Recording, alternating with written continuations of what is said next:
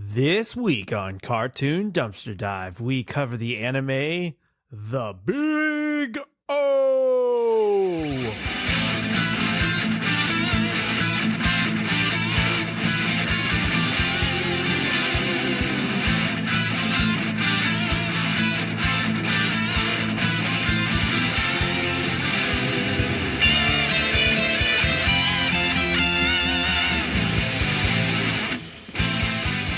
Joel, do you have a post-podcast recording, like, meal? Meal? Meal, or like, are you looking forward to eating something when you're done? Yeah. I honestly, I didn't realize it until you mentioned it, but it's ice cream. Oh, okay. I'm You? probably going to make a fluffernutter after this. You ever have one of those? A fluffernutter? You've That never sounds had like a a fluffernutter? sexual move. It's peanut butter and marshmallow fluff sandwich. Oh, okay. I Yeah. remember you eating those. I didn't know they had a name for I didn't it. know they had a name until I looked at the back of marshmallow fluff thing, because marshmallow fluff has two recipes. It has the Never Fail fudge and Okay. the fluffernutter. And All right. but yeah, there you go. But I digress. But before we get started on actual the anime we're covering in the next week of our anime month, did you know that otakus and weebs, as they're formally called in Japan, actually fall slightly on the negative side of Japanese society, even though there's an entire district dedicated to anime called, I hope I say this right, Akihabara. Quotations, normal Japanese people, I assume Japanese people who don't like anime, look down on anime fans. However, over 85% of the music listened to in Japan are anime openings and endings of various soundtracks. So that was like a double hitter. That's pretty good.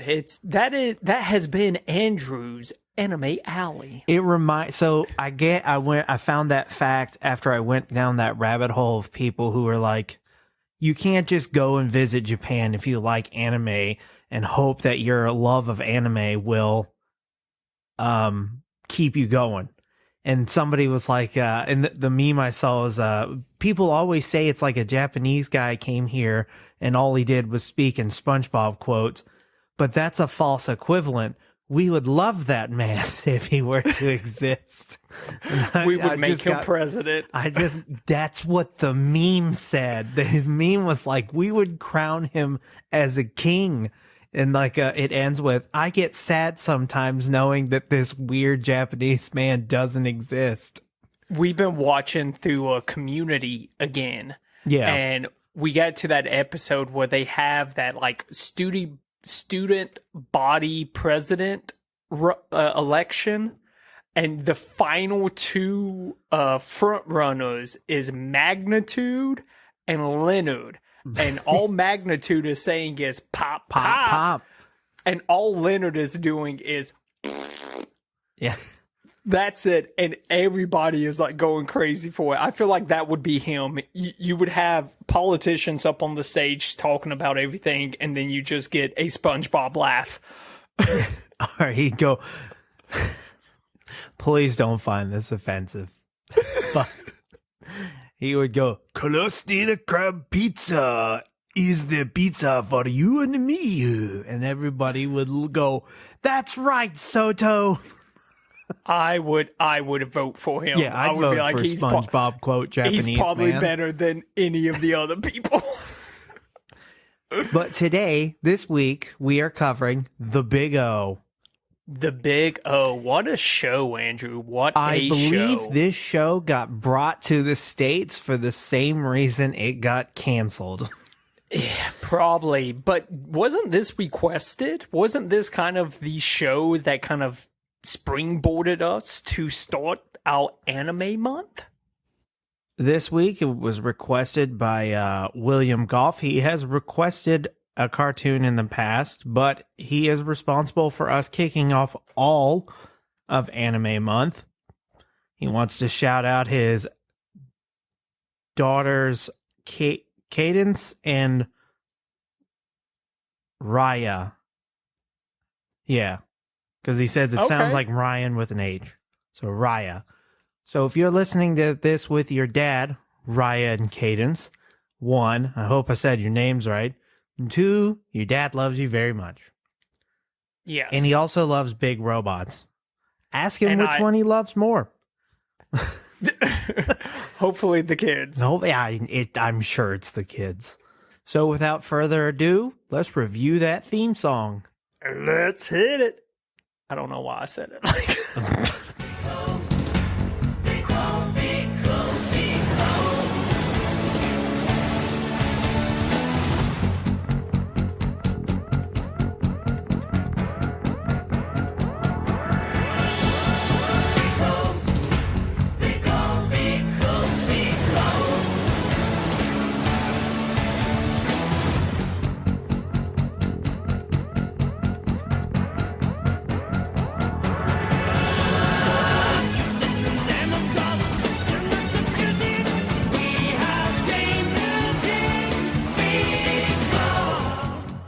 You know what this song really makes me think of?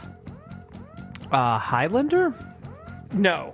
Oh. It's kind of that chorus, that big O. Yeah. It makes me think of Queen's Flash Gordon. That's what it is. You're exactly right. It is. It's Big O. Nice. Yeah, that's totally what it is. It's a pretty catchy theme song. I don't think bad. it's not the best out there. I would give it. I honestly, I kind of feel like I've been cheating because I feel like I've been giving all the theme songs here lately a 7.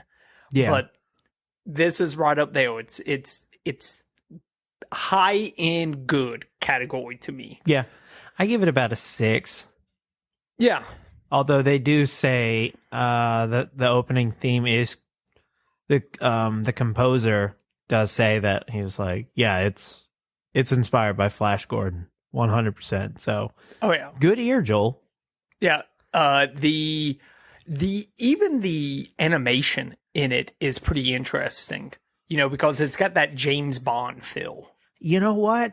I was going to say, it's interesting that you said James Bond, because when I was watching it, I was like, it felt a lot like Batman to me. What? Well, okay. The opening. Oh, the opening. The opening. The opening. The animation is like every opening to James Bond. The silhouette. Okay. I thought you meant the feel of the everything. Show. I get you. Oh no. Yeah. The feel of the show is 100% Batman the Animated Series. Man. And there's a reason for that, Andrew. Ooh. This is our first show that ended up on Toonami, I do believe. I want to say we've either covered a show that ended up on Toonami, or I don't know. I remember us talking about Toonami. This at one is point. like one of the original Toonami shows, though. Yeah, this is like you got Dragon Ball Z, Big O.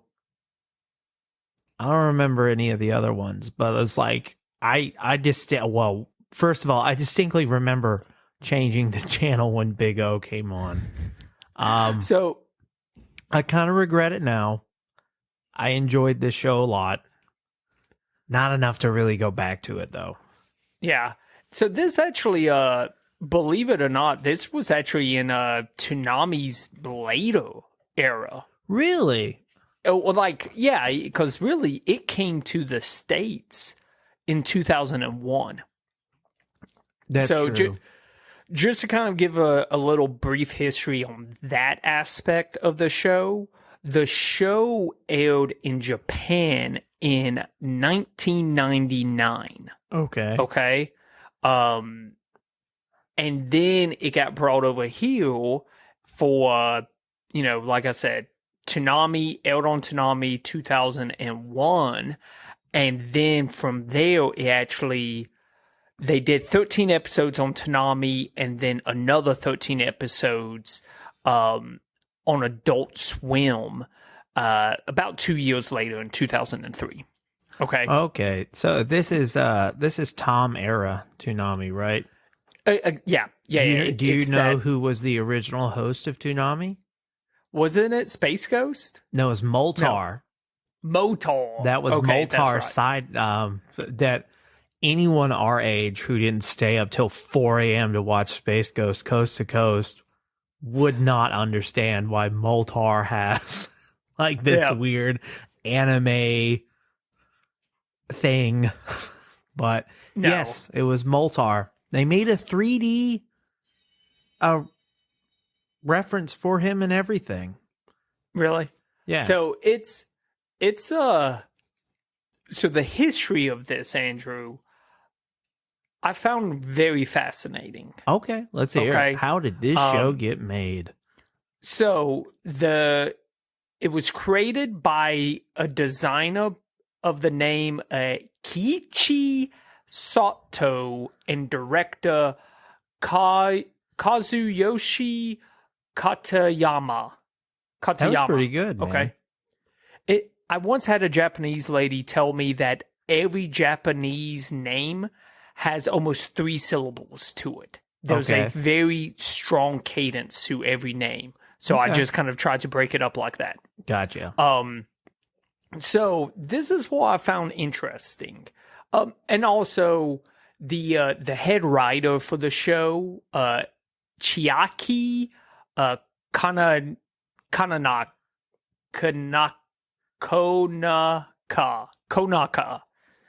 That one really messed me up. Chiaki has worked on things like Serial Experiments Lane and Hellsing. Okay.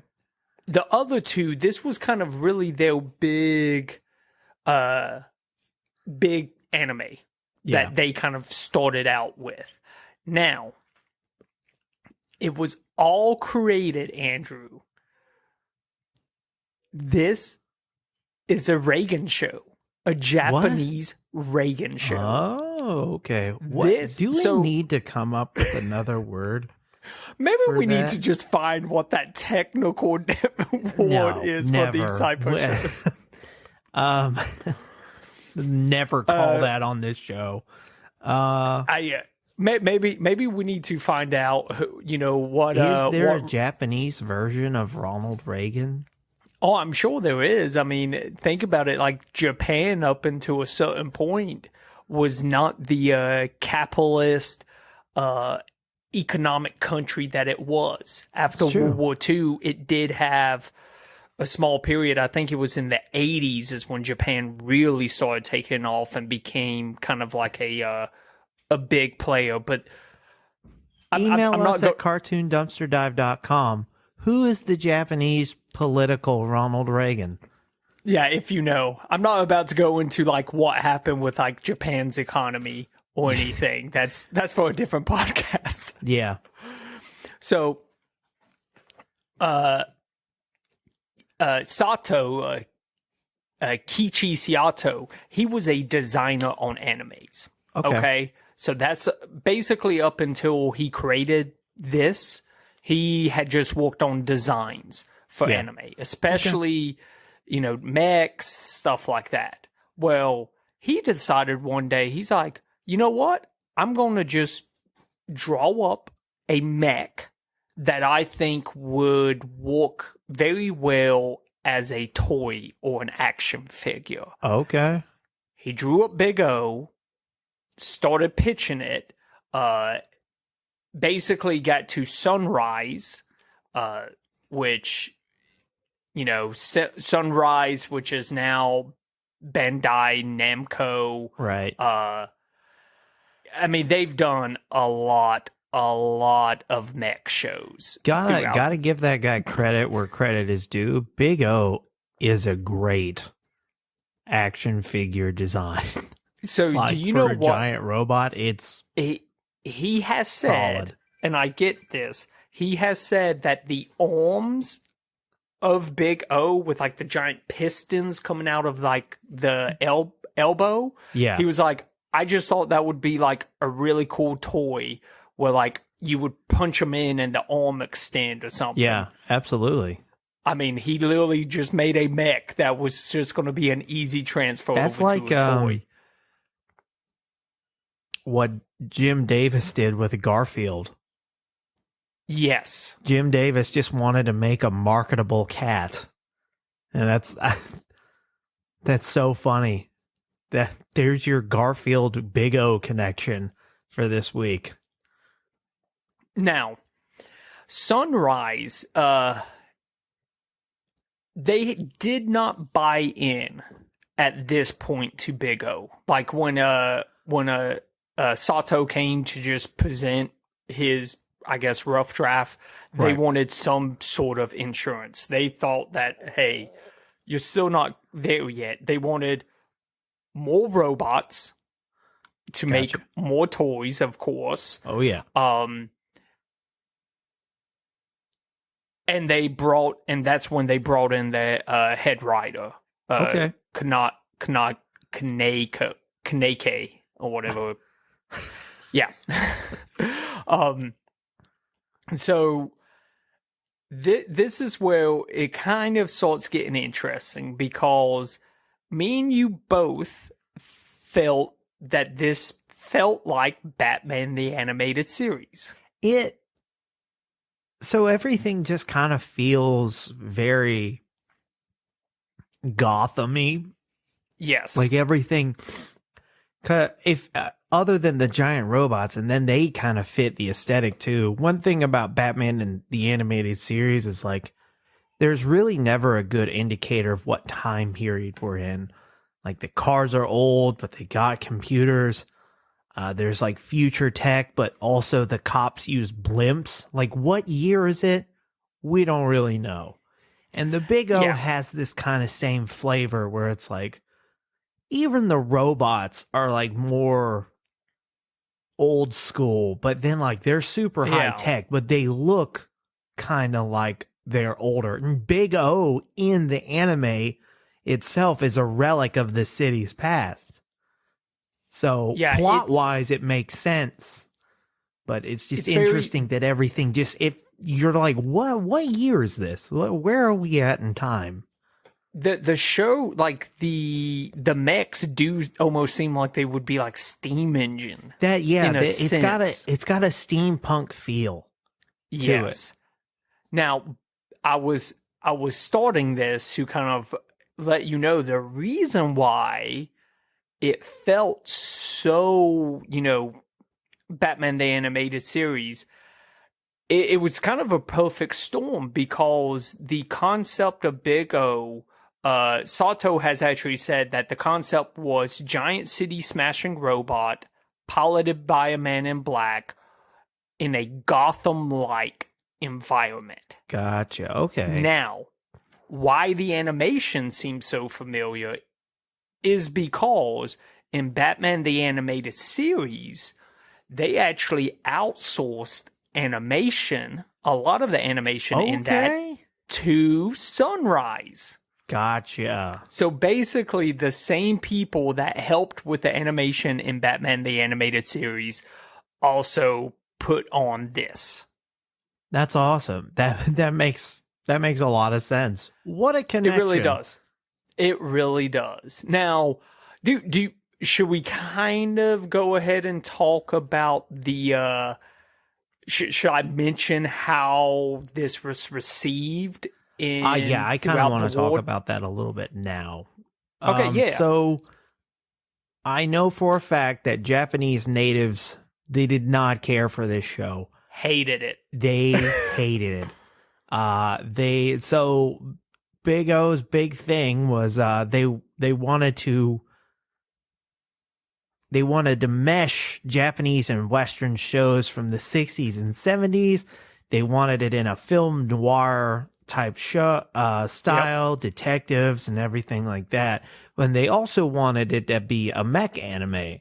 And apparently, that is not what the Japanese audience wanted in 1999. No. 13 of these episodes, 26 episodes were made, 13 were shown.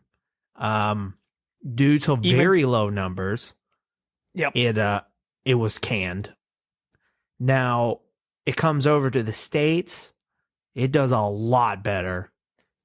Not much better.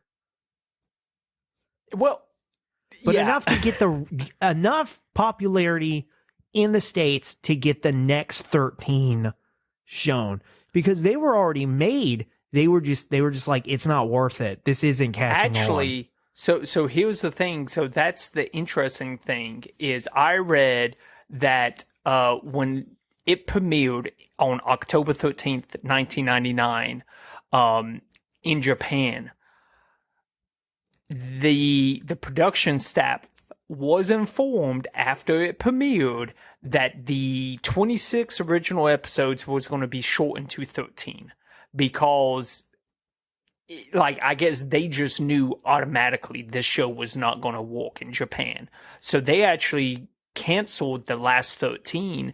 And if you notice on the 13th episode, the writers and the production crew actually left it on a cliffhanger. Yeah. Because they was just hopeful. So what happens when those 13 episodes made it to the States, it blew up in popularity to the point where we went back to Japan and said, all right, we want the next 13. Okay. Yeah. And basically paid for the next 13. That's why there was such a 2-year gap. Okay. I mean, because, of course, Cartoon Network. Because you got to think, originally, first 13 episodes, Toonami, and then the next 13 episodes, 2 years later, on Adult Swim. So they kind of, yeah, they made it more for that adult audience. But yeah, man, people in Japan did not care for this. They did not care for it. And season 2 has a huge overhaul in animation. It's like one of those, like, they might as well be 2 different shows. Season 2 has got I guess Cartoon Network, Ted Turner himself just personally was like, he probably said something racist and then told them to get to work, but he got results. Look, they had that Cartoon Network money. Yeah, going they into did. it at This that is point. peak 90s Cartoon Network. They're going crazy with money. And I have some theories on why this show blew up in popularity, why this show did so well in the US, but I want to save those for later, Andrew. Okay. Yeah. You know, let's get into this. Let's talk about the show. I'm going to make a guess on who the main character of the show. Roger Smith. Roger Smith. Oh my God. Steve Bloom. Yes. How could you tell? Because he does like the every same anime voice of Spike Spiegel. He does the one voice. I love looking at the pictures of anime voice, like English dub anime voice actors, and then the characters they voice. Because like every single dude who dubs anime looks like the daddest dad. Oh yeah, but they have like these epic characters that they voice, and you're just like, that voice comes out of that white sketchered shoed man. But yes. So all right. the voice cast for the Big O, as we said beforehand, Roger Smith is voiced by Steve Bloom. Dorothy Wainwright is voiced by Leah Sargent. Dan Dustin is voiced by Peter Lurie. Norman Berg is voiced by Milton James. Beck Gold is voiced by Robert Buchholz. Angel is voiced by Wendy Lee. And Schwarzwald is voiced by Michael McConney. There are other works. As I said earlier, Steve Bloom is Spike Spiegel. Leah Sargent is Eri Ochai in Perfect Blue. Peter Lurry is Leatherhead in the fantastic 2012 run of the Teenage Mutant Ninja Turtles. A lot of people slap on that one. Are you targeting specifically anime related stuff or just whatever? TMNT wasn't. I know, but I'm just asking because I feel like all of these people are probably on. If you wait a goddamn second, the next voice one isn't an anime. So Milton James is Sir Moneybags in Spyro 2: Ripto's Rage. That what do might you as think well about be an that? anime. What are you talking about? Okay, so this one's back to anime. Bob Bushholtz is Gene Starwind and Outlaw Star. Okay. Wende Lee is Faye Valentine and Cowboy Bebop. Mhm. And finally, Michael McConney is Tatsu in the 1990 Teenage Mutant Ninja Turtles movie. There we go. Yeah, so I have a theory that What's that? this show came to the States because of Gundam. And they wanted more mech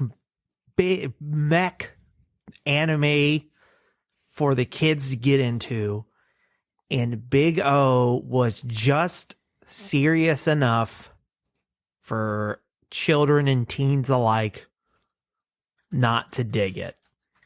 Okay. I feel like Big O is a really good anime if you're into 17 up market, but I want to say if you're lower than that, it's too slow for you to get into, because this show is good, but it's an old school anime. It takes a while to get where it needs to be. It's a lot of building, and it makes sense when I read that the writer for this did Serial Experiments Lane and Hellsing, Right. because those are pretty, like, they can be very psychological animes. It was really. So at the time of this recording, Demon Slayer, Sword Arc, whatever it's called, that one's going. Sword Art Online. Is that what you mean? No. The Demon Slayer Sword arc or Village. whatever. The Sword Village. Yeah. So the latest season of Swordsmith. Demon Slayer. Yeah. Demon Slayer will spoil you in the whole hit the ground running department of anime. Like, we Joel and I, we grew up in Dragon Ball Z, we grew up on Naruto, we grew up on One Piece. All these shows, they're really good, but Christ, it takes them several episodes to get going. And Demon Slayer is like, let's go. Demons here right now. Here they are. Even Demons. shows that are slower, like My Hero Academia, even those shows are faster than the old animes. I don't know if it has to do with just story writing has evolved, or animation departments, they knew that the big robot scenes, that's expensive. We gotta wait. Yeah. And honestly, I think... So I believe you are right. I think there was, because you're talking about at this point in time, Toonami has already aired Voltron over here. It has aired Robotech. It has aired Mobile Suit Gundam Wing. It has aired all these other mechs. So yes, I think kids are hungry for mechs. I think there's also another fan group that this was able to kind of latch on to, and I think it's the Cowboy Bebop fan group. Yeah, this has been, I mean, Steve Bloom obviously is both characters. Yeah, there's definitely a big Cowboy Bebop feel. Both of them are anime noir style. I mean, Yep. I would even say detective. I mean, I And know also- Spike Spiegel's a bounty hunter, but he feels more like she came into my office with legs as long as the Jersey Turnpike.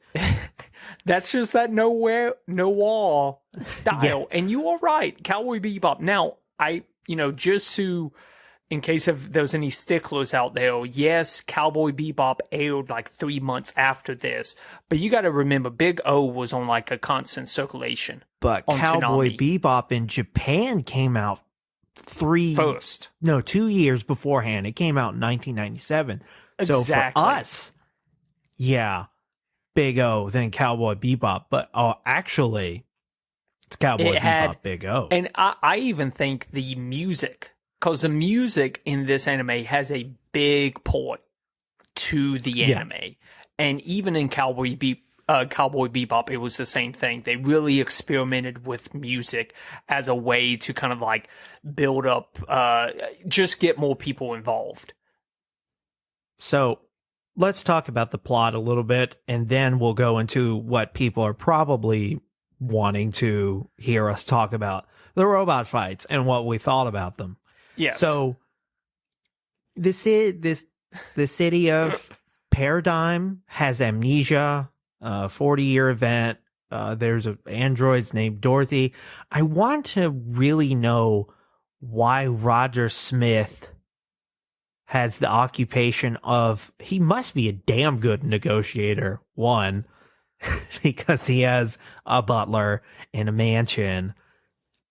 But what part of negotiation involves pulling out Big O? I guess that's the same as like the negotiator in like a hot situation is like, send in the SWAT. I can't get through to the guy.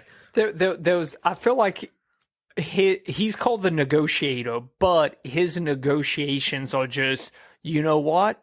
You ain't gonna say yes to me, Big O. Come on, I let's was about do to say this. he's not a very good negotiator because he has to use. He says he only uses Big O in case of emergency. It's Dude, like that supposed to be like he's supposed to be like, all right, I don't want to have to use Big O, but this is like the intro. But in the show, he's like, no, okay, Big O time. I don't. Yeah, I feel We like got 5 minutes left in this episode, man. I gotta get this I resolved. feel like he would be like, man, I can't open this jar of pickles. Big O, Big come O. on. I mean, it kind of feels that way. It's basically like what we said earlier. It's like a noir. He's going to clubs. Yeah. There are and then- bouncers that won't let him in. Stuff like that. It's good. I don't The- want to give too much away, No, especially no. because there's only 26 of them. And This show can take. spoiler alert: we found this a day before recording. Andrew, Barely got to watch this. dude, I don't know where you found that playlist, but Yeah. yeah, way to go. This show is fucking buried, man. Dude. I was tempted to go buy the DVD. Like, Internet Archives only had like 2 episodes, and then magically, I find a playlist with all of them except for episode 1. And I'm like, you know what? I'll watch as many as I can. And let me tell you something. We're going to segue into the anime fights, the big robo battles.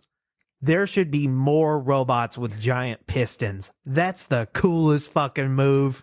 So you know what was interesting about this, and I should have mentioned this when I was talking about, the creation of this, but Soto, he actually said that his inspiration for the mechs were actually these. You will love this, Andrew. It's these old live action kaiju shows in Perfect. Japan where they would like put a human, like Power Rangers, like in that. So it was a Super Robot Red Baron and Super Robot Mech. Oh, Super Robot Mach Baron. He said that basically he always hated that they filmed it at such a like dirt cheap price where they would just like go fight in the desert so you wouldn't see anything around. But he was just like, man, what if they fought in the city? And it would just be like mass destruction. And that happens. Like, oh yeah. This city I'm surprised. Obliterated. I'm surprised this city, like the amount of times that he calls Big O and the kind of battles that they have, I'm amazed that there's even a building that's more than like 3 stories tall. Yeah, in this I always city. wonder that in like shows with big robots. Like, why are you guys building these buildings so high? Maybe it's so they're like, well, if they're too low, they won't notice, and they'll just. What was that? An orphanage? Ah, fuck. Oh, God. I just see him walking over there to another like building. There was one scraping. episode, I don't remember who he's fighting. It might be Big Duo. He swings and misses and takes out like an entire block. It's like, Just God, I hope nobody's working late that day. obliterated. That'd be a Anybody hell of a going, way to die. Like, well, I gotta work my overtime. Oh, God. But, Yep. yeah, all in all, The mech battles are awesome. robot No. battles are never boring. It'd be hard to mess up a robot battle, and this is no different. I highly suggest you find this show. Maybe buy it on DVD or type it into Google and see if you can find the playlist we did. But yeah, I highly suggest watching Can The I- Big O. Can I vent with you Go ahead, man. on the mech thing?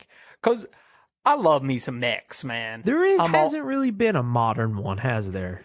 I mean, well, like Gundam is still going. You know, Gundam is. Oh, really? Still, Okay. yeah. They've actually just got the most recent Witch from Mercury, Witch from Mercury, whatever it's called. That's Yeah. actually a pretty good series.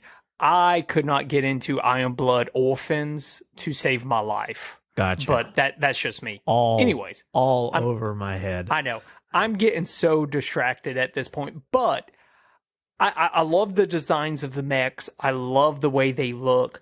But the thing that drives me absolutely crazy about these mechs are the cockpits. Like, How so? the inside, like, okay. Here's the thing. If you look at how he's controlling this thing, he's got like joysticks to control the arms, but they're in like a half circle pattern. So like, what? Like, that don't make no sense to me. Like, at least in Gundam, what I'll see is the joysticks are like kind of like parallel to the ground, and they can kind of like raise them up and move them back and forth and stuff like that. Yeah. Even in Gundam, I've always wondered, like, how do you get the movements of the robot? I feel like because of shows like that, and you can't be the only one who's had that grievance, because if you look at, not really the second one, but like the movie Pacific Rim, they do a fantastic job of like almost stopping the entire movie to explain to you, this is how they control the robots, because there are people like Joel who are just like, I want this cockpit to make sense, which is not an unreasonable request. I think but it's, yeah, I get what you're saying. Like, he's just like, it's like he's got the arcade sliders. How do you control the feet?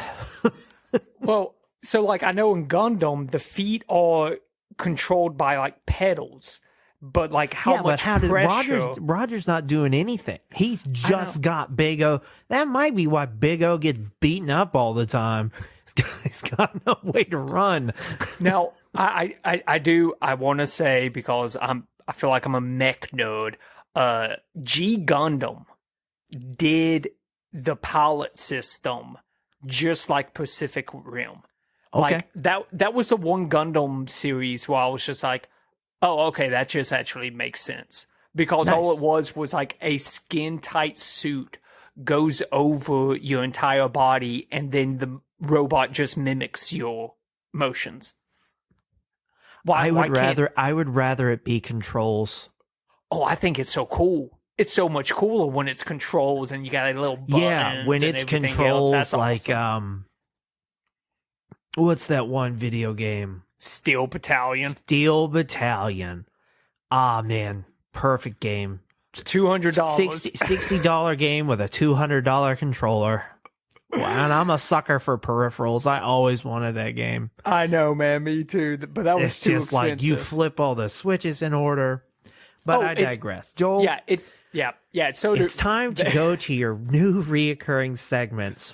Reviews that give you the big O and reviews that give you the big no. O is orgasm in this sense. I don't know Andrew, in the show if they ever explain why they call him Big O. I'm very surprised that Would explain those pistons. Am I right, ladies? Hey-o. No women listen to the show. I'm actually kind of surprised that's the first time we've made that joke so far in this episode. Yeah, you know what? I'm proud of us. We made it all the way to your new reoccurring segment. Maybe because I knew that's what I was going to do and I wanted to save it. I was like, if we do this joke early, I'm going to lose everything. Yeah. Oh, yeah. So couldn't really find anything low. Not surprised. Yeah, this is a high praised one for sure. I'm not on like any Japanese. I'm not like on the Japanese internet, so I'm not going to see their results. I'm sure if you go to Japanese internet, they will probably be like, "Oh yeah, this show sucks." But this is a 10 out of 10 titled "What's It All About?"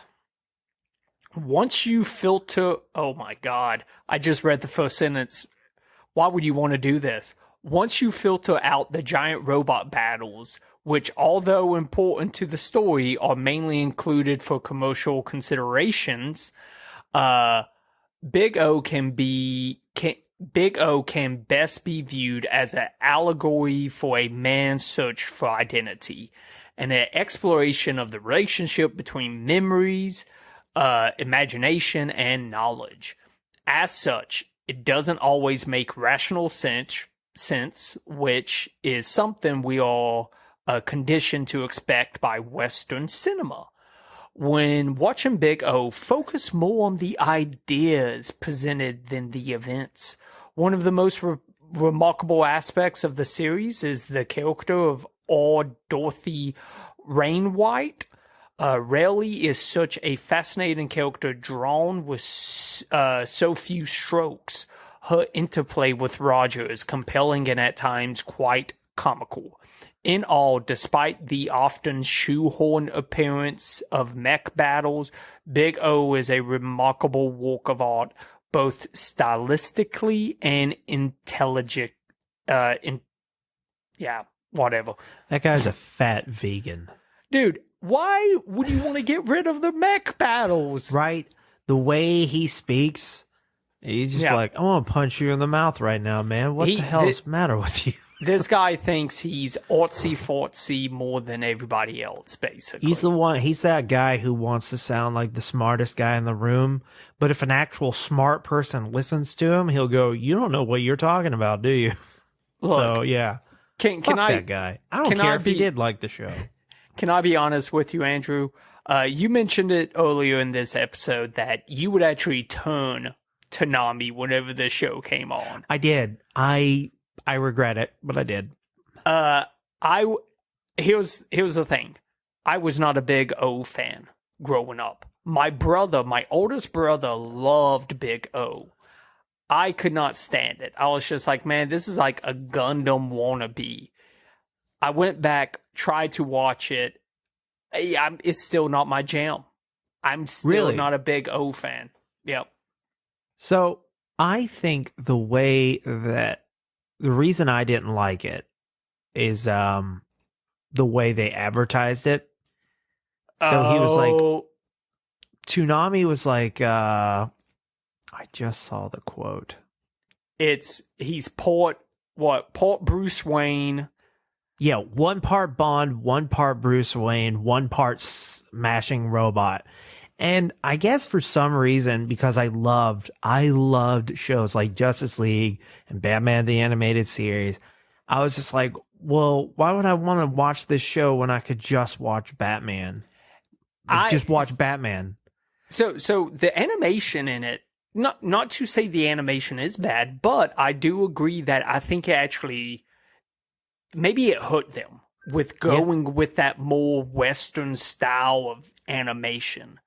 Maybe it was just maybe. because they compare him to Batman. Little Yeah. kid me was just like, I'll just go watch Batman. That was Yeah. probably a mistake on their end. Yeah, probably. Any closing thoughts on the Big O? If you remember it, go watch it. Yeah. If you've never seen it, don't waste your time.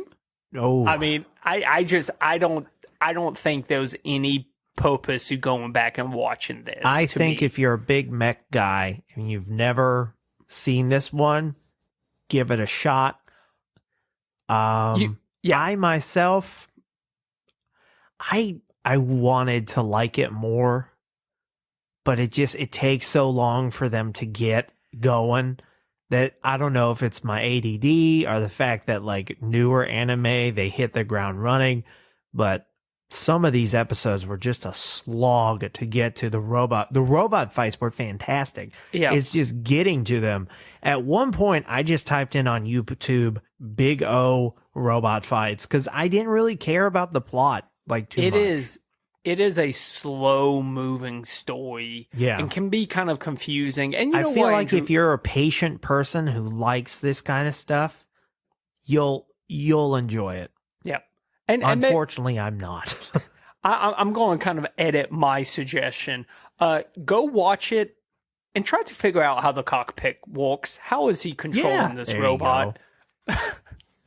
But I believe that wraps up our second episode on Anime Month. If you would like to support the show, you can go to patreon.com/cartoondd. There we have a $5 tier that has stickers, pins, access to bonus episodes, and access to our Discord. We have a website, cartoondumpsterdive.com. There you can request a cartoon, anime, someone for us to interview. I have 2 cartoons go head to head in our Junkyard Brawl. We have a Twitter handle CartoonDD. We have an Instagram, Facebook, and TikTok, all Cartoon Dumpster Dive. And as always, thank you for giving us a 5-star review on the podcasting platform of your choice. It always helps out the show and gives our podcast a big O. O is for orgasm. Have a great rest of your week. See you.